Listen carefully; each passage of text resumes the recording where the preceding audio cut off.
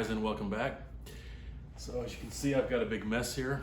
I'm going to talk to you today more about simplifying your fishing tackle and getting just enough to take with you and not overdoing it.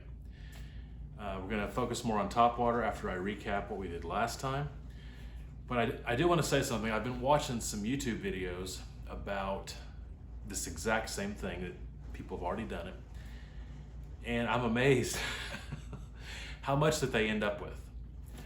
Now these guys usually fish on a boat with a boat full of stuff, or they have a garage full of tackle. So when they narrow it down to their giant backpack full of fishing lures, I get it. They really have simplified it down. But that backpack, especially like the terminal tackle part of it, that's got to weigh a lot. I mean, that backpack has enough in there, in my opinion, to fish for a lifetime. So when it's all said and done, I'm really going to have this narrowed down to just a small bag, throw it on your shoulder, and a few pockets here and there on a fishing vest. And I really think that people overdo it when it comes to simplifying. I think you can really cut it down. So let's get into that today. Okay, so just to recap, last time we talked about how you can really simplify your mid-depth lures. Instead of having 3 paddle tail swim baits of different colors, 3 spinner baits of different colors, and 3 chatter baits of different colors, as an example, you could have your natural color and presentation being 1. Then when you move up to your more bright colors, you could also move up to your more flashy presentation. And then on your dark colors, you could also move up to a silhouette or vibration style presentation, like with this chatterbait. And so all you need to carry would be these 3 right here. Now, some alternatives would be something like this. Maybe I want to swim a jig. And I'll get back to jigs on a later video, but I think you only need 1. You also could get a crawl like that and just put it on that lead head and do just fine. But say you want a bigger profile and you want to swim a jig. And here's a couple more alternatives. You could have a crankbait.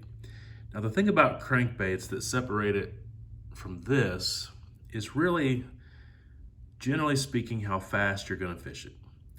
So the slower your presentation, the more natural and realistic that it needs to look like. So something like this is very natural looking and would be fished fairly slow, generally speaking. With the crankbait, you kind of crank it pretty fast and you get it moving. Of course, you can also always stop it and let it start to rise to the surface. But the speed with which you can vary, it's kind of the draw to a crankbait.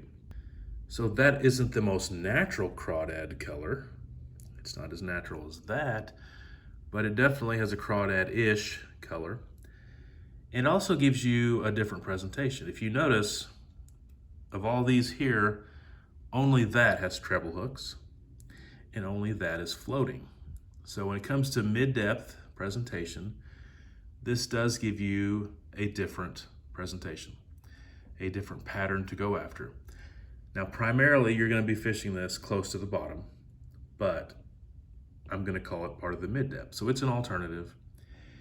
You also could say, well, all of these are kind of a minnow shape, especially that, but I want more of a bluegill shape because I'm not seeing a lot of minnows. You could pick something like a swim bait here. So that's kind of a representation of what I would probably take to the rivers or creeks if I'm going for bass fishing and I'm going to be fishing mid-depth.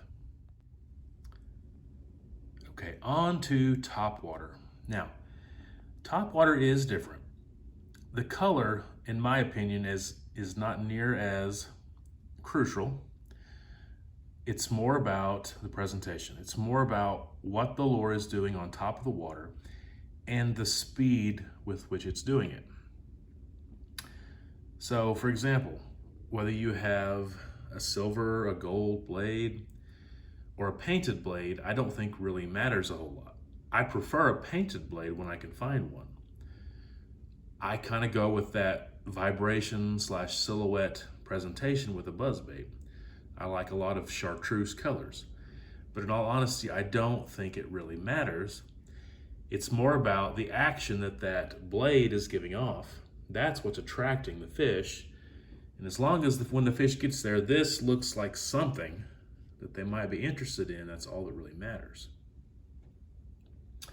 So it's not as crucial on whether it's natural, flashy, or anything like that when it comes to topwater. It's more about where you're going to be fishing it and how fast you're going to be fishing it. So a buzzbait, of course, is a steady presentation.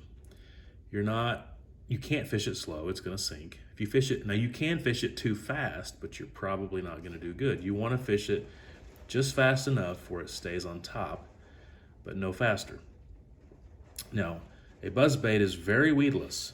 You can roll this right over the top of a log, right over some thick cover, and as long as you keep reeling, very rarely are you actually going to get hung up. Now, something like this Jackall Binksy popper is obviously not weedless, it has treble hooks. So this is a complete different type of lure. This is not something you'd fish in the middle of cover, definitely, or try to pull over cover, but maybe on the edge of cover. But this does give you a totally different presentation. So this can be fished however you want. Now this particular Jackall Binksy is a really cool lure because it has flash, it has a rattle inside, it has a propeller, it has flash there as well, but it is a popper, and of course you can walk the dog with it. So this has a ton of versatility. You could get a Zara spook to walk the dog with. You could get a whopper plopper, which is going to do something similar to the buzz bait. However, it can be stopped at any time. It's going to be floating. If you can hear that rain, I do apologize. It's been raining and windy and storming here for it seems like weeks. So this is a lure that I can fish super slow if I want, or I can speed it up. I can pop it, I can plop it, I can do whatever I want to do with it. This is going to be more weedless. Obviously this is not. Now let's say I did want to fish more heavy cover or more lily pads or thick vegetation, and the buzzbait, the blade is just getting hung up in everything. Of course, the frog is perfect for that. So the frog can be just like the popper here, where it's a slow presentation or as fast as you want it, but it does float and you can just leave it there, but it's a weedless presentation. So right there is pretty much can be all you would really need for topwater. Now I am going to have some alternatives as well, but you could put a horny toad on here, you could put some kind of little frog as a trailer, and then that's a steady presentation. Say you want to slow it down. If you're fishing in cover, then use your frog to slow it down. Or if you're fishing in more open water, use your popper to slow it down. Now besides these, there definitely is some alternatives. Like I mentioned, you could put a frog or a toad on that one, something similar to this, but you could also fish that by itself. Kind of a finesse presentation. I have caught bass on this, I've caught tons of fish on that. It floats, and it's really a cool lure. So you can go soft plastic without using the buzzbait, or you can put your soft plastic on the buzzbait. Here's my go-to lure when it comes to really dark water, low light conditions, especially right up at dusk, right up at dusk when it's just about to lose all light. A wake bait such as this jitterbug is absolutely dynamite. Of course, it's black, has a good silhouette.